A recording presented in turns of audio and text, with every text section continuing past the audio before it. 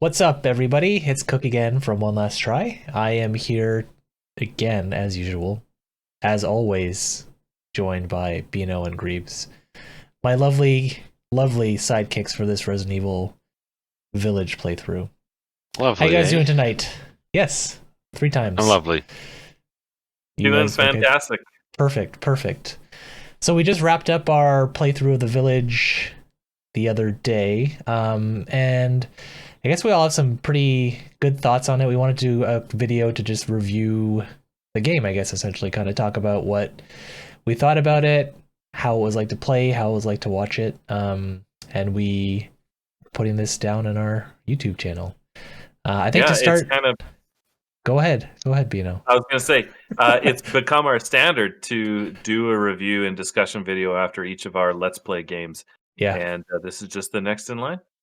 I think it's been fun to do a nice little wrap up for everything. I enjoy the wrap up because I know sometimes there are things that people are thinking about during the game that don't get said. And then I maybe don't know what you guys are thinking about the game. Maybe we're playing through it and you're not actually liking it, or you are liking it, or we can mesh on some favorite moments of the playthrough. So I always like Totally. this review. Yippers. Cool. Greebs, you want to give us a quick summary of the story just to refresh our memories? Spoiler So- alert, obviously. Yep, big time spoiler alert. The first part of the summary is to remember that Bino is bad at segues and forgot to do his segue here. Oh But my please goodness! feel free to like and subscribe and click that notification bell because we do appreciate it. And while it does get repetitive for us to say it, it actually does make a difference and really helps us to just improve the channel, to keep going, to get that motivation to keep producing these videos for you.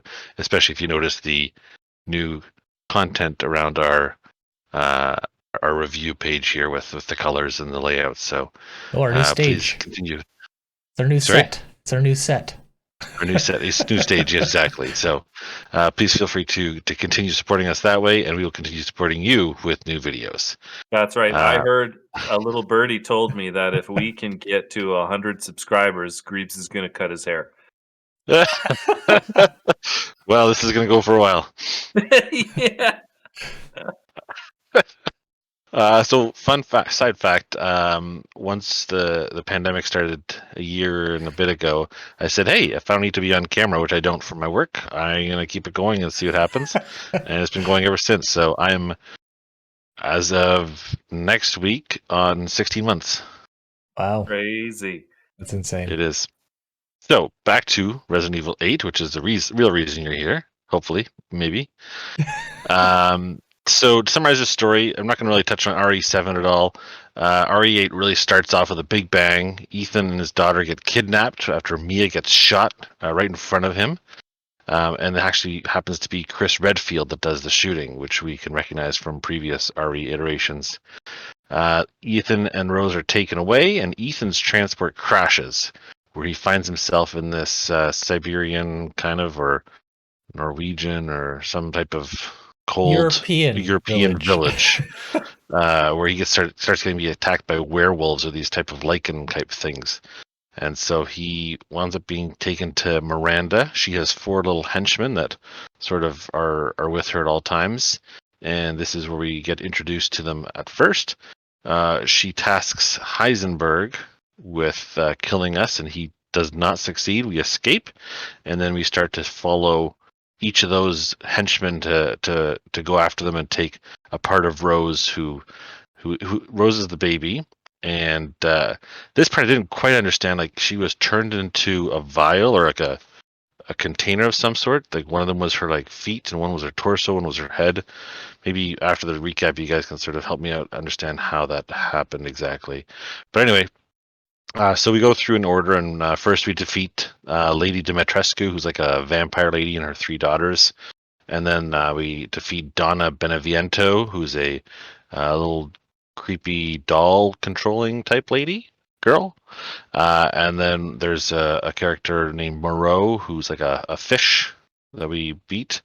And then Heisenberg, who has this sort of Magneto-esque kind of ability to control metal. And there's a huge big battle at the end where we get a tank from Chris, who loans us a tank, and we take out Heisenberg, only to be killed by Miranda. And she takes out her heart and kind of Indiana Jones Temple of Dooms it. And then we switch over to Mia's perspective, only to then go back to Ethan after we find out that Ethan actually was killed back in Resident Evil 7, and he now has, I guess, a special zombie-esque nature to him, where he comes back to life and finally kills Miranda and gets Rose back. And at the very end of the game, we flash forward to Rose, who's like maybe, I don't know, I want to say 17, 18, 19, 20-ish. Teenager for sure. Yeah. She's visiting her father's grave, and at the very end, she gets a phone call from Umbrella Corp, and she is going to go work for them. That basically sums it all up. Yeah, I think Very that's a pretty good summary. What did Can you guys think of the story? vials, though? What about the vials? Like what is that? They just took her legs, ripped them off, and put them in this. Well, they little- did say in the game that they crystallized her first. And as for why on earth Miranda would have split them up into 4 separate vials and given one to each of her children, I don't know if that was answered in the game, and I can't think of a good reason why she would have done that, other than, I think of the pitch meeting video, and it's like, well, why would you do that? Well, because of the story. And Yeah. then, Because reasons. well, that's okay. Yes. Yeah. I think it's Listen, a video I'm going to game. need you to go ahead and get all the way up off my back about this. I think it's a video game. That's pretty much the explanation. Yeah. It needs to have a Ryan MacGuffin. George, if you'd like to sponsor us, we'll be happy to have you sponsor Yeah. us. It's a MacGuffin for people to go after in the game, or I guess Yeah. specifically Ethan. That's What- right. What did you guys think of the story, though? Did you like it? Were you entertained? Was it boring watching it? I was thoroughly intrigued by the story. I enjoyed the experience. I certainly wasn't super happy with the way that it ended. I think there was a moment there when Miranda kills Ethan, and all of a sudden we're switching to Mia and Chris. I was like, "Ugh, that was a stupid way to end it," and I was upset. But then when we learn the twist that Ethan is mold and he's actually been dead for a while, is kind of like, okay, they're not just ending it there, and I was a lot happier with that from a story perspective, and I really did enjoy the story a lot more than it seemed a lot more clear to me than the story of Resident Evil 7, which was the last one that we did, and I was overall happy with the story in Resident Evil 8. Griebs? I like the story. It was. I felt it was a little bit more unique than Resident Evil 7. Resident Evil 7, I think, had this kind of Blair Witchy approach where you sort of go into the Louisiana bayou. But this one was, I mean, it had a much different environment, which was really nice. That beautiful backdrop. The story lent itself well. I think I mentioned this during the gameplay, but having the 4 different henchmen kind of things, you could go after each one, and each of them had sort of special components that made each of them unique, which was also sort of similar to the way it was done in Resident Evil 7, but I feel it's a little bit more natural this way. Was good. I felt a lot of questions that sort of remained, like, how did this village get here? Why is it just sitting here in this like 16th century kind of way of life? I mean, it doesn't really bother me though. I mean, Miranda had this child, not Eva. Was it Eva? No. Yeah, Eva. It wasn't Eveline though. It wasn't no connection. They just sound similar. Yeah, I think that is correct. Yeah, instead of Wouldn't it be Evelyn, interesting if it was still Eva. Evelyn, though? Like, I mean, tying RE7 and Yeah, I didn't Village actually make that together? connection until I just said it, and I was like, hey, wait a second. Wouldn't that be cool if that was that little kid? I mean, she lost Eveline, right? So, Yeah, maybe Or it anyway. is. was she taken from her? like, Miranda had this purpose that I don't think was ever really that clear for us, except she wanted a baby that had powers.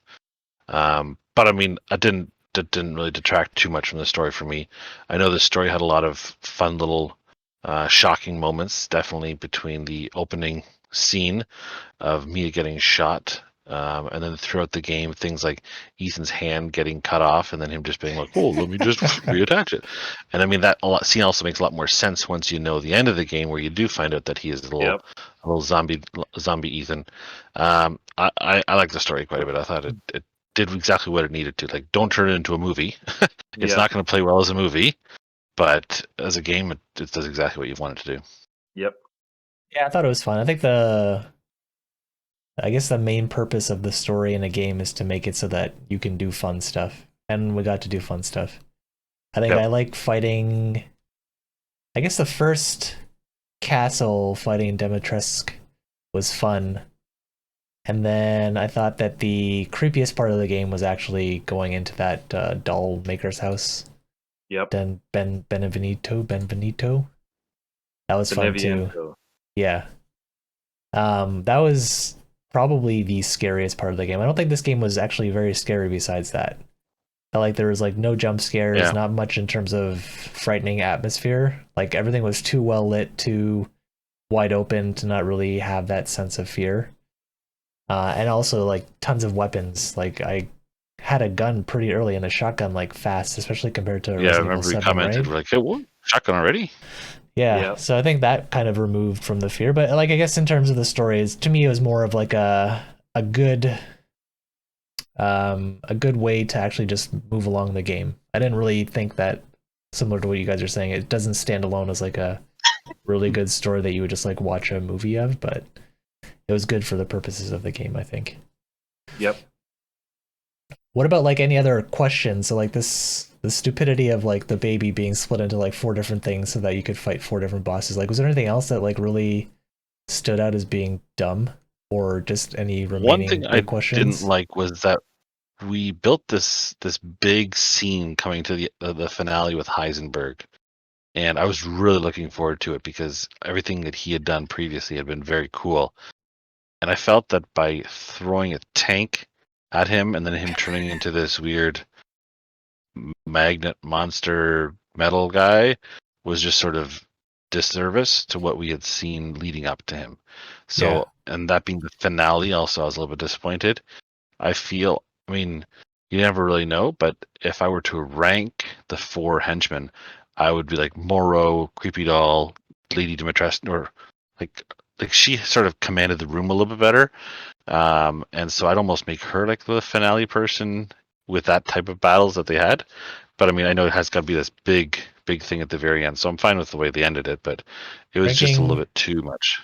Is your ranking like in terms of how interesting the fight was, or like how interesting they were as a More boss? so like if I was playing the game, I would probably want them in a sort of a ranking order that's like start off a little slow and then work your way to more interesting, because that way you can flesh those characters out a little bit more in between. Whereas I was actually very surprised that we killed Lady Dimitrescu right off the bat in the first stage. I was like, oh, she's gone, even though there's this big hype around her, right? Yeah, and the most marketing behind her. That's right, and I think that's just because sex sells. There was a lot of I buzz don't know. about her Heisenberg was sexy, character. man. Come on. Yeah.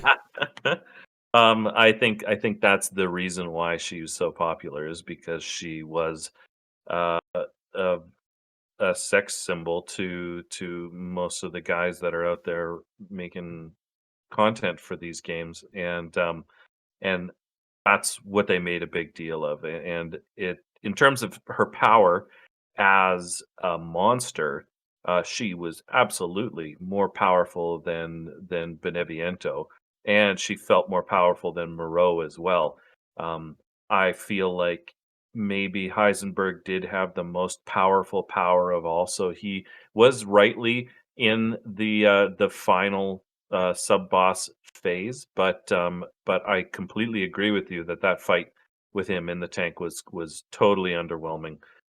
It was a very boring fight to watch. I remember commenting on it that it was boring when Cook was doing it. Not that Cook was doing a bad job, but it was just lather, rinse, repeat. Shoot, wait for your cannon to come back, shoot your cannon. Fire your guns till your cannon comes back, and shoot your cannon again. And there was nothing to it. Whereas with all the other bosses, there seemed to be a more cyclical phase that required a little more thought to go into how am I going to go about beating this boss. Yeah, I mean, to me, I think Dimitrescu was like was the coolest character. I think just like as the concept of this, just like giant woman with like Wolverine claws, I think that is a really cool concept to have as just as an enemy. So I think she wins out on that for me. And yeah, I agree with like in terms of interesting battles. I think in general the game was pretty easy, and I think that the boss fights weren't that difficult. And so like even like the how boring the Heisenberg fight was kind of just a matter of it being a bit too easy as well. But yeah, I agree. That one was kind of a bit of a letdown in terms of like the last fight of those four characters. I thought the Miranda fight was pretty interesting though. It was pretty good. A little hairy back and forth there, and she had some interesting forms to fight through. But Yep. I think that one was a good. Yeah, I got a question for you. finale. Since you're talking about easy of the game, Cook. Is it normal for you to go through a single player game like this and maybe only die twice? An action game, maybe. I'm not sure. I don't really pay attention to that. But like if I think back to something like The Last of Us 2, I think was probably the last single player game I played. I died way more than that, way more than twice in that game. And I think it's just the nature of the game. But I was gonna say like one of the things that I would rather have in a story driven game is it to be a bit easier. Because I think a game that has a lot of story, I would get more frustrated from dying a lot of times than like it being too easy. So I think it's for me, I think I'd rather it skew towards the easy end for like this type of story driven game versus hard. But it depends on the type of game. Because like Last of Us 2 is like very much a survival game, and I think the fact that the gameplay is hard like plays into the story. In this case here, I don't think like in Resident Evil Village, like the difficulty of the game, I don't think played into it too much, especially since this wasn't horror based, it was like more action based. So I feel like that's part of the reason why it was a bit easier. Let me ask you this: if I told you before you click the play button that you're only going to die twice if you play on standard mode, Oh, good question. would you have bumped it up to hardcore mode? Good question. Maybe. I think I would like to see what hardcore mode changes. Because I think one of the things that I liked about the game is that like ammo was restricted enough that I had to make decisions on whether or not to fight. But it wasn't restricted where that was like constantly on my mind. Like I'd be fine shooting and fighting people, and I think I would get really frustrated if I kept running out of ammo and had to run around things and like or fight with a knife. So I watched a video on Resident Evil 8, and one of the comments that the video guy made was play the game on hardcore mode because not only is standard mode a little easier than your typical standard mode in Resident Evil, but also too the added difficulty where the enemies have a little more health, they're a little more aggressive, you have a little less ammo. The game forces you to make those decisions of, do I really need to engage in this fight or can I run away? And the other thing that they indicated was it lends itself to the horror atmosphere of these guys will kill me if I'm not careful. And I think it got to the point where you're obviously a very skilled shooter, and it because of how easy it was, the game may have felt less intimidating and less scary than it may have, and that may have had an effect on why we all sat here thinking this game's not very scary. It's because there was no consequences to the fights. Yeah, that's interesting. I don't know. I mean, I'm scared of games, so knowing that, I think I'm happy having played on standard. I don't want to get scared. Yeah. Now, I guess let me ask you, as a guy who watched Resident Evil 7 get played by Griebs, and then played Resident Evil 8 yourself, are there any differences between the two games that you A, enjoyed more, or B, things that you liked in Resident Evil 7 better? That's a good question. I think the fact that Resident Evil 7 was scarier and I got to watch someone else play that, I think was good.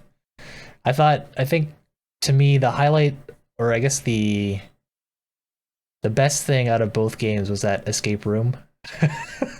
I didn't have like that type of sequence in 8 or in Village, but I feel like that was like the coolest and most different type of, I guess, gameplay element that you would get out of these types of games.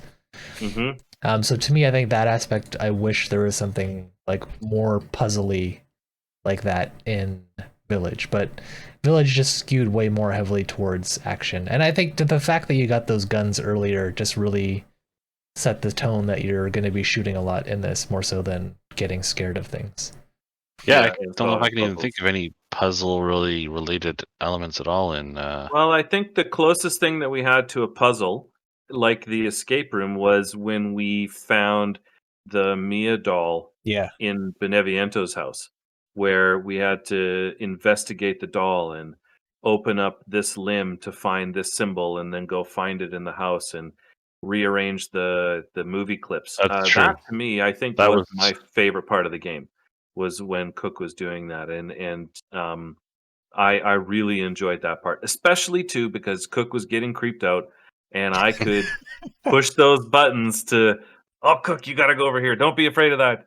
Run through here." And that to me is super enjoyable to be able to do stuff like that. Yeah, I hate it.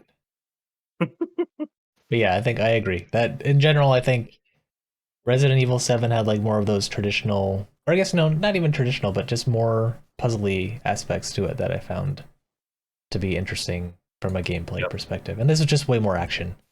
Just like Yep. kind of different games. I think in terms of like the characters though, I don't know. I don't know if I could choose between the Bakers versus all of Miranda's kids. I feel like they both had pluses and minuses. I feel like the Bakers were more real people with this weirdness added to them, whereas Oh, the sure. characters Yes. in RE8 were these fantastical, cartoonish, almost kind of characters where they had They these. were like a Grimm's fairy tale type Yeah. thing. Yep. Yeah, absolutely. And one of the other things that I think would be different is, or one of the things that I think that they really improved on between the two games was the inventory management.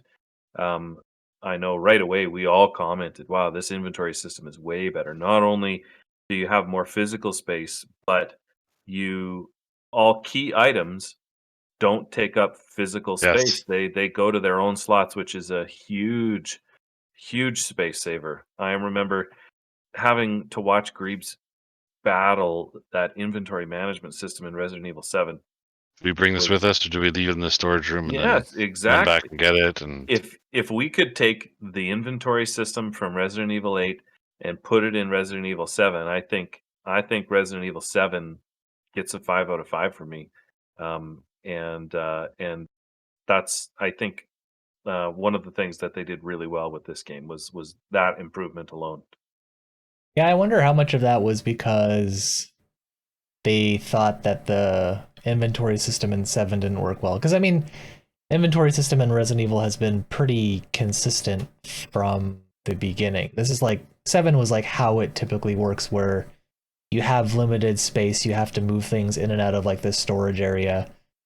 8 was the first one that I can remember. I don't know if maybe 4 was the same way, but like there was no way or no crates or anything where you're basically storing your extra items and having to do that balancing act. So it's weird Yeah. to me like if they're all of a sudden changing that based on player feedback in the 8th version of this game instead of just leaving it as is. So I wonder if it's just more because it was an action game versus survival horror. I don't know. Hmm. But Yep. what did you guys think of like the game itself? Like asking you the same question, comparing to 7 and 8. Like, so you said like the inventory system was the big thing for you, but like, was there anything else that you really liked more in 8 versus 7, or on I guess I conversely disliked? I I think the biggest, aside from the inventory thing, which was the number one standout, the thing I liked about 8 more than 7 was that to your point earlier, the environment, even though it's all Eastern Europe, it's all set in this village, the one where we're making our way through the village was this kind of old derelict village that's been run down and it's winter. And then all of a sudden we're in this warm castle running away from vampires, and then we're back in the village, and then we're in the creepy doll house. Then we're back in the village, and now we're going through a water puzzle area, then back in the village, and then we're going through a factory where they're making like these steampunk zombies. Um, every single setting was entirely different, but thematically the same. And they did such a good job of linking all of those areas together, but making them their own individual area. In Resident Evil 7, it was the main house, and then it was the guest house, and then it was the boathouse, and then it was the ship. And Yeah. the ship was the only real different place. Oh, then the mine, of course. But, Oh yeah, mine. and even then, that wound up leading back into the guest house, and it all kind of felt like the same building in Resident Evil 7, whereas here in 8, they did a very good job of making each of the main settings different, and I really like that. Yeah, that's a good point. Sorry, What one thing about? that I do not want to miss, Yep. and one of my highlights. I'm sorry for jumping. I'm jumping to highlights already. I I just don't was want to gonna miss it because I didn't ask, put it in my notes. what were the Is highlights? I think my number one highlight has got to be the family photo of the cook used as a key. After trying so many times to use the family photo as a key, that was just gold. That was the highlight for me too, I'd say. But no, I My have other highlights too. If we're on to highlights, sorry, I just cut you off there. Do you want to do your big highlight or? my biggest highlight. So I really liked the way that these characters, they were all linked together, with their kind of, so I guess the story is that Miranda, these aren't her real children. She kidnapped them from people within the village because they took well to the Kadu testing that she was doing with the I guess with the mega mycete that she was working with. And so these people are people that she kind of nursed into becoming their children, and they all have different resentments towards Miranda. And Moreau, I think, was the most interesting one to me because everybody hated him, and he obviously felt bad for himself and had this deep seated guy who just wanted to be liked by somebody, and when he turned into his fish and got to unleash his full power and then jumped out of the boat or out of the air and yelled, "I'm the best," before diving down again, loved that because it was like he's just a guy who wants to be liked, and that was relatable, and I felt really bad for him because obviously he's not living the best life, and he's about to get killed by Ethan, but it was a His shining moment that moment. I will remember that probably the most of anything in this game. That was unexpected for me. That was good. Way to make him a sympathetic character Yes. after I crushed him. Yes. I have to say that the speaking of characters, I find the Duke to be one of my highlights as well. He could have just been the side store character, but instead he was this larger than life guy. He was animated and voiced really well, I thought, and Yep. it's always played an interesting role like this. There's a lot of interesting backstory that could go to who is this guy? Why is he following us around with this treasure trove of stuff? Maybe he's a guy that got the injection from Miranda and still survived, but has a bone to pick with her or something, or maybe he's just a salesman. Who knows? But I don't know. I was very impressed with everything about him, which is interesting because to counter that, the voice acting and the Writing? realism of Ethan, I felt was was just so bad. Yeah, writing was pretty Yes. bad a lot of the There times. was a definite difference between the writing in Resident Evil 7 and Resident Evil 8. There was a lot of times where we're just shaking our heads with, "Wow, that's such a terrible, cheesy line." And that's Tiger's coming bad from on a the guy like outside, me is the who makes inside. yeah, who makes cheesy comments all the time. For me to think something's cheesy, it's gotta be real cheesy. Or you're just jealous. All right, so I think good time to wrap it up. So let's go with some ratings here. Let's start with Bino. What are you giving this out of a 5? I'm gonna give this a 4 out of 5. I think that's the same thing I gave Resident Evil 7. Um, there are things that I liked better about this game, and there are things that I didn't like as much, and they weigh each other out or they balance each other out. So I'm giving it a 4 out of 5. It is a game that I feel like if you're a fan at all of a story driven horror slash action first person shooter, not shooter, but first person perspective game. This is the game that you got to play. Um, 4 out of 5, no regrets. No regrets, Griebs. I'm also going 4 out of 5, and it is also what I gave Resident Evil 7. Now, what's interesting is they're very different games, and there's different reasons. I really like the slower, scarier, creepier kind of approach of Resident Evil 7. But as stuff that's been previously discussed in this past 20, 30 minutes, there were a lot of really good things about Resident Evil 8, like the inventory system, and they just fine tune a lot of quality control, quality of life changes that they made that really improved the game. So although there's some dips in the terms of it being a little bit more actiony, a little too easy, I can say that as a spectator. But it all balances out in the end, and I think it's still a 4 out of 5 solid game. Nice. I'm gonna be following along with the crowd and giving a 4 out of 5 as well. I can't remember what I gave Resident Evil 7. 4.5. 4.5. Oh, okay. Then I still feel good about my 4. If we're doing comparisons there, I felt like the game was really fun to shoot. I think the story was just, I guess, story and writing and atmosphere just didn't hit like Resident Evil 7 did. Though it was still cool, so I mean, I still really like the game, and I would definitely recommend it to everybody. But I think just RE7 edged out a little bit for me. But yeah, I guess that's it. Awesome. I actually would like to give you guys also a rating out of 5 for being my sidekicks and helping a lot. So I'll give you a 1 out of 5. No, I'm just joking. I'll give you guys 5 out of 5. It was great playing with you. I had a lot of fun. It was the first time I played a game with you guys since the medium, and the medium was like way different than this. The medium wasn't as fun, nearly as fun. So sorry, since we're rubbing each other's backs here, I gotta say, Cook, your game skills definitely showed themselves out here. We didn't get a chance to appreciate them well enough in the medium. I think it was a little bit too walking simulator type. But watching you in action here, especially with that sniper rifle, I'm impressed. Well done. Yeah, you're by far the most skilled gamer out of the three of us. Oh, thanks. I wasn't fishing for comments. I really wanted to appreciate how much fun you guys made playing the game together. I think the biggest takeaway from this discussion is that when Resident Evil 9 comes out and Bino's playing it, we should play on hardcore. Yes. Yeah, right. All right, I'm up for the challenge. Let's do it.